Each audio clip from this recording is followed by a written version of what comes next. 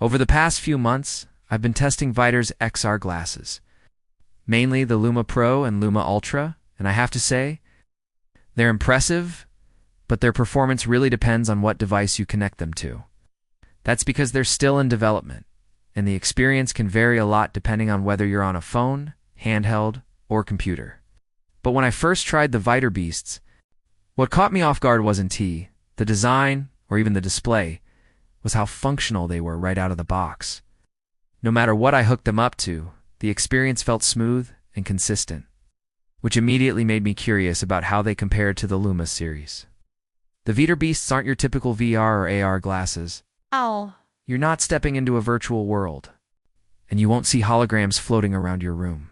Instead, they give you a large, private virtual screen that hovers in front of your face. It's perfect for watching movies, gaming, or getting work done when a monitor or TV isn't an option. It feels like looking through a 27-inch borderless window about 1.5 feet away. And the best part is that the glasses mirror your device rather than replacing it.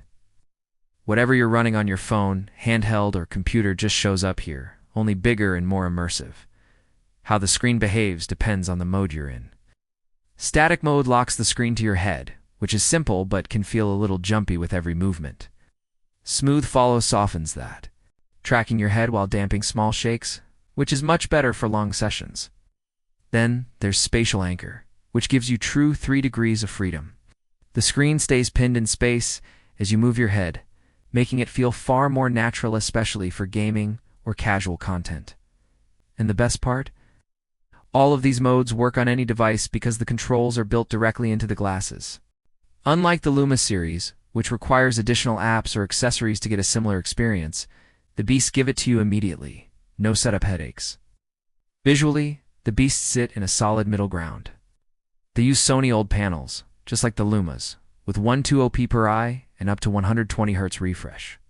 They sacrifice a bit of peak brightness for a slightly wider field of view, 58 degrees, compared to the Lumas. 52, but in practice, it doesn't feel like a huge difference. The optics are different too, and while the Lumas have slightly less distortion at the edges, my eyes adapted quickly to the Beast's combination of prisms and lenses. Another nice upgrade is the USB-C connection instead of a magnetic cable. It's not quite as sleek, but it's more secure and easier to replace. You can even add a magnetic adapter if you want to make it feel more like the old system. The Beasts also offer more on-device controls than the Lumas. You can adjust brightness, color, screen size, and the distance of the virtual screen from your eyes. Recentering and switching between full screen and side modes is intuitive. Once you learn the short press and long press functions, which only took me about 10 minutes in practice, these little tweaks make the Beasts feel less like a complicated system you have to manage and more like a display you just plug in and use. Of course, the Beasts aren't perfect.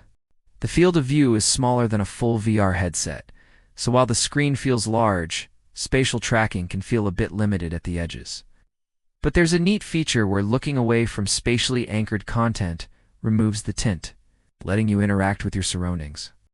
You can also adjust lens tint in 9 steps, although I found myself sticking to either 0 or 100% most of the time. One drawback is that the Beasts don't offer myopia adjustments like the Lumas do, if you have minor vision issues. This could mean wearing contacts or buying snap-in prescription lenses for about $80. Audio is similar across the Beasts, and Luma's Harman speakers direct sound into your ears. They're good for most content, but they leak sound into the room and aren't as immersive as earbuds. Some features like 6DOF camera tracking and 3DOF audio are still coming via firmware updates. There's also slight screen drift with spatial anchoring, something I noticed with the Lumas too. So it's best to judge the Beasts based on what they are now, not what they could become later. Despite the minor drawbacks, the Beasts are the most versatile of Viture's current XR lineup. They don't try to replace VR. They're a portable, reliable display for content, gaming, and work on the go. Compared to the Lumas, the big difference is ease of use. I didn't have to think about which app to open or what accessory to grab. I just plugged them in and they worked. Battery life will drain a bit faster than your built-in display.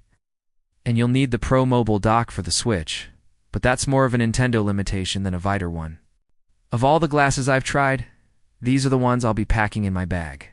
They just work, not because of what they might become, but because of what they already are. If you've tried the Beasts, I'd love to hear what you think in the comments. And if you found this review helpful, don't forget to like the video and subscribe, because there's more XR content coming your way soon.